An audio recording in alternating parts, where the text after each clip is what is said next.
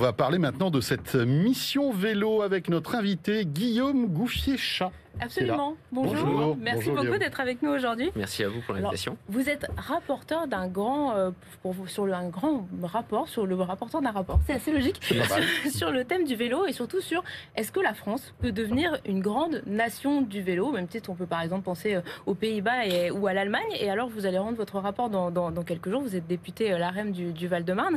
Est-ce que vous avez quelques petits points à nous dévoiler en avant-première aujourd'hui de ce que vous allez raconter dans ce rapport? Alors ça y est, il est public.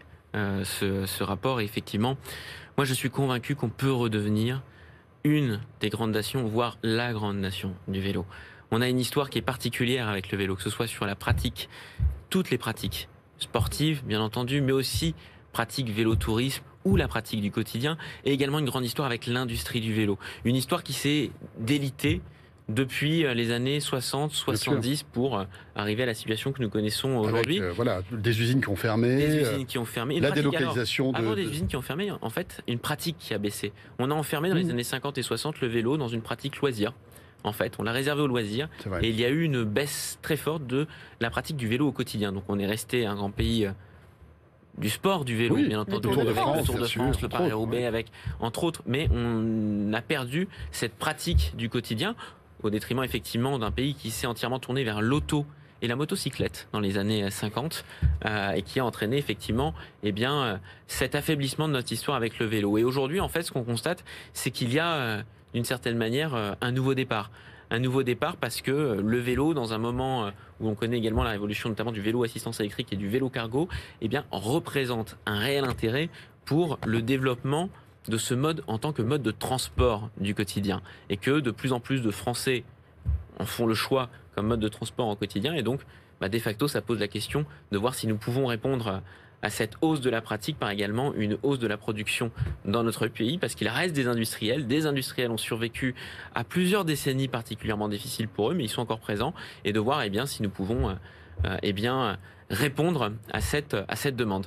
Est-ce qu'il y a des indicateurs qui montrent que justement ce dynamisme industriel du vélo en France est en train de repartir? Ah oui, alors moi durant toute la mission, tous les acteurs que j'ai rencontrés ont tous des projets d'agrandissement d'usines, de construction de nouvelles usines, de recrutement.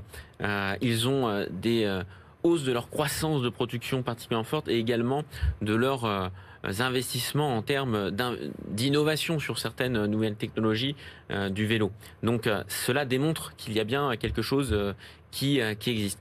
Je mettrai par contre une limite à laquelle nous devons répondre, parce que nous avons un potentiel particulièrement fort. Nous avons les industriels qui sont encore présents, que ce soit des industriels historiques, je pense à la manufacture française du cycle par exemple, que ce soit des industriels qui sont créés au cours des 10 dernières années, Moustache, pour citer un, Doucix si on va sur le vélo cargo, mais également de nouveaux industriels. Seb aujourd'hui se diversifie en partie, par exemple, sur le vélo. Avec Angel notamment, le projet de Marc Simoncini. Et puis, on voit également des acteurs d'autres secteurs d'activité, de l'automobile, en premier lieu de l'aéronautique. L'automobile, c'est Valeo, par exemple, c'est Savoie International qui vont investir, se diversifier sur le vélo.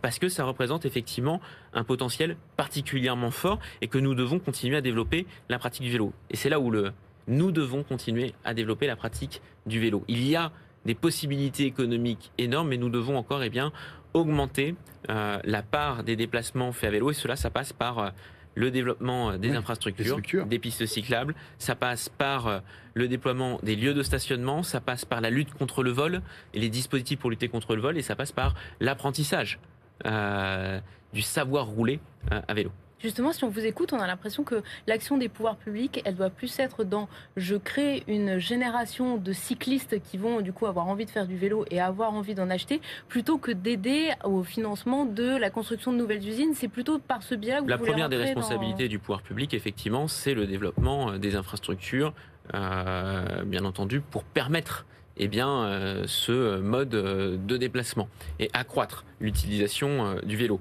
Et puis, sa deuxième responsabilité, mais ça c'est sur le plan économique, c'est d'accompagner, et c'est ce que je propose dans mon rapport, à la création d'un vrai comité de filière des acteurs économiques du vélo. Pas juste industriels, tous les acteurs. ceux qui fabriquent le vélo, ceux qui font les services autour du vélo, les usagers qui ont une place si particulière dans le développement du vélo dans notre pays, bien entendu les acteurs du sport, les acteurs du vélo tourisme. Aujourd'hui, le vélo tourisme, c'est plus de 4 milliards d'euros de retombées d'économie pour notre pays, quand la partie industrielle, c'est 3 milliards.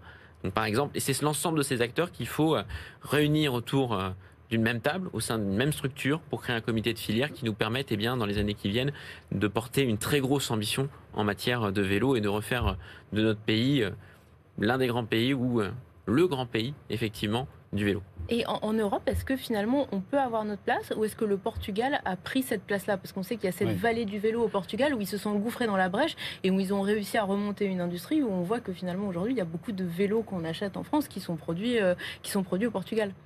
Alors, le Portugal, il y a quelques années, effectivement, a pris ce voilà au passage, cette direction-là, avec des acteurs qui venaient de l'automobile. Ils se sont regroupés. J'ai souvent, j'ai été sur place, j'ai vu des acteurs qui avaient une solidarité très forte ensemble. C'est très malin, très structuré, avec une association professionnelle tournée qui rassemble l'ensemble des acteurs, mais très tournée sur l'industrie, non pas de pratique du vélo. Je pense que nous, c'est plus une comparaison vis-à-vis du modèle allemand, vis-à-vis du modèle italien. Et quand on regarde, par exemple, parce que prendre le Portugal, je ne peux pas vous dire, le Portugal vend, pour tant de vélos vendus au Portugal, il y en a tant de produits au Portugal. Il y a une pratique qui est très faible. Mais par exemple, en Allemagne, c'est 3 vélos vendus, 2 produits en Allemagne. En Italie, c'est 2 vélos produits, 1 vendu, par exemple. En France, c'est 4 pour 1. C'est-à-dire que c'est 4 vélos vendus, quelque chose comme ça, pour 1 produit en France. Et aujourd'hui, dans un moment où nous connaissons le développement du vélo assistance électrique, du vélo cargo, du vélo quotidien, où les gens vont venir chercher un vélo plus solide, qu'ils pourront utiliser tous les jours, plus électrifié, toujours plus connecté, eh bien, nous avons la possibilité de nous positionner sur ce moyen haut de gamme. On a des cartes en main, en tout cas. On a les cartes en main. Merci. Et on a les savoirs technologiques pour y arriver. Merci beaucoup, Guillaume Gouffier-Cha. Et puis rappelons que donc ce rapport est consultable. Et ce rapport est consultable. Très bien, merci beaucoup.